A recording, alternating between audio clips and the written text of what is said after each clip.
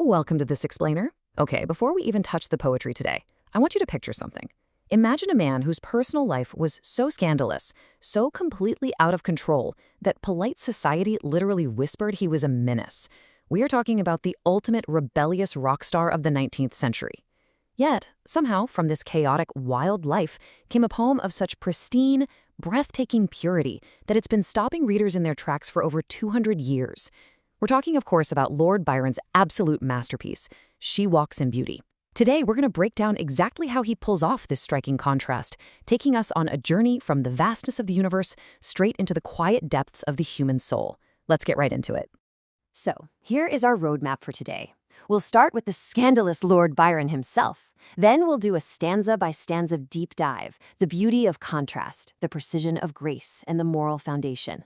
Finally, we'll wrap up by looking at the master's literary craft. Think of this as our syllabus for a guided macro-to-micro zoom-in tour from the starry heavens right down into the human soul. Section 1. The Scandalous Lord Byron. George Gordon, better known as Lord Byron, lived from 1788 to 1824, and he was an absolute titan of the British Romantic movement. But let's be totally real here, he was just as famous for his wildly scandalous personal life as he was for his brilliant classical structures.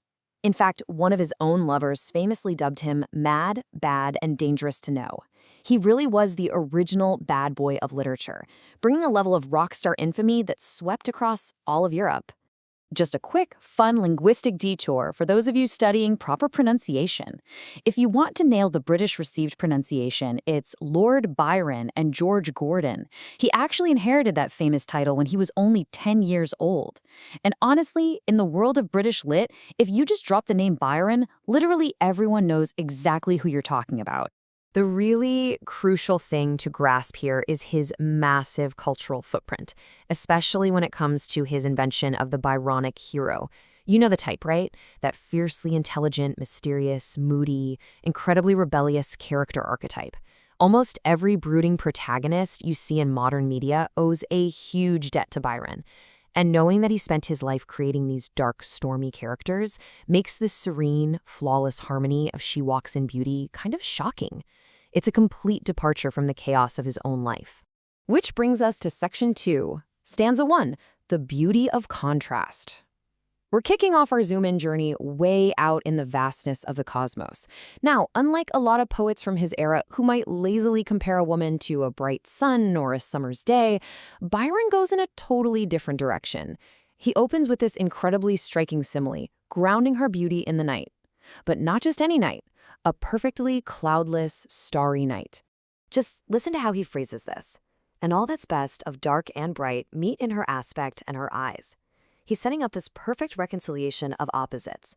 And that word aspect is doing a lot of heavy lifting here.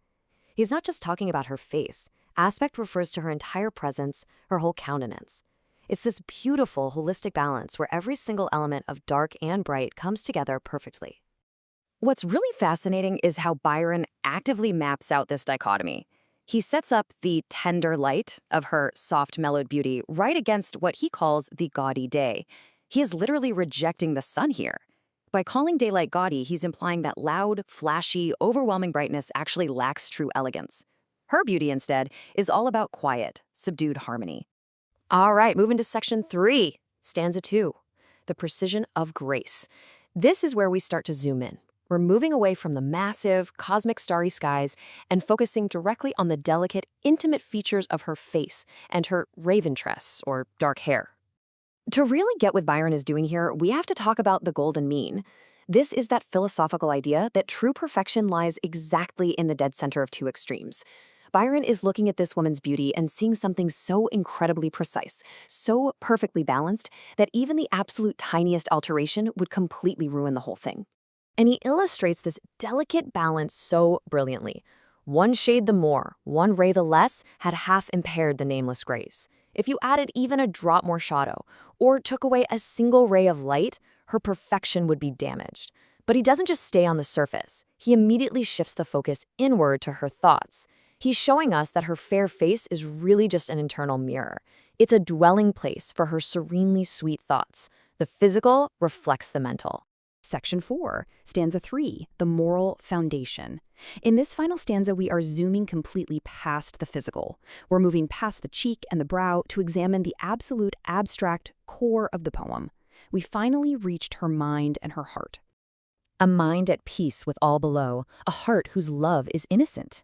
Byron is basically telling us that her glowing blushes and eloquent smiles aren't just good genetics or biological accidents. They're eloquent because they actually speak to the observer. They tell the story of a virtuous, well-lived life. Her external beauty is entirely dependent on her internal purity. We can actually break this abstract concept down into a literal checklist. It's a 3-point proof of the romantic ideal of inner and outer harmony. Why she's so beautiful? Well, 1, she spent her days in goodness. 2, she's achieved a mind at peace. And 3, she's kept a heart that is innocent. The physical beauty we see is literally just the glowing aftermath of that rock-solid moral foundation. Finally, Section 5, the master's literary craft. Let's pull back the curtain for a second on the specific linguistic choices, the magic tricks, if you will, that Byron used to pull this masterpiece off. How exactly does he make us feel this incredible sense of harmony and grace? Well, one of his most powerful tools is sibilance. This is the repetition of those soft S sounds throughout the text. Try saying these phrases out loud with me. Starry skies, serenely sweet, soft, so calm. Notice how it naturally forces your voice to drop? It creates this hushed, almost sacred, whispering quality for the reader. You literally cannot yell this poem. The language itself forces you to approach it with a gentle reverence, perfectly matching that tender light he's describing. Consider this your ultimate cheat sheet to screenshot for your studies. Look at how the exact mechanisms of Byron's poetic genius work together. We've got his iconic simile right at the top, comparing her like the night. We see metaphor as he compares her mind to a dwelling place. He uses personification, giving agency to the smiles that win, and of course that beautiful alliteration with cloudless climes. Every single device is deliberately chosen to mirror the perfect balance of the woman he's describing. I want to leave you with a provocative thought. Byron wrote this poem over 2 centuries ago to subvert the aggressive, flashy beauty standards of his own time. He was praising a mellowed, perfectly balanced harmony instead. So, in our hyper-modern era, a world that is utterly dominated by gaudy-day social media filters, loud aesthetics, and superficial extremes, do we still value the quiet, tender harmony of internal goodness and external grace? Does that Byronic ideal of a mind at peace still outshine the flashy demands of the gaudy day? It's definitely something to reflect on as you carry the serene magic of this poem into your own world. Thank you so much for joining me for this explainer, and keep exploring.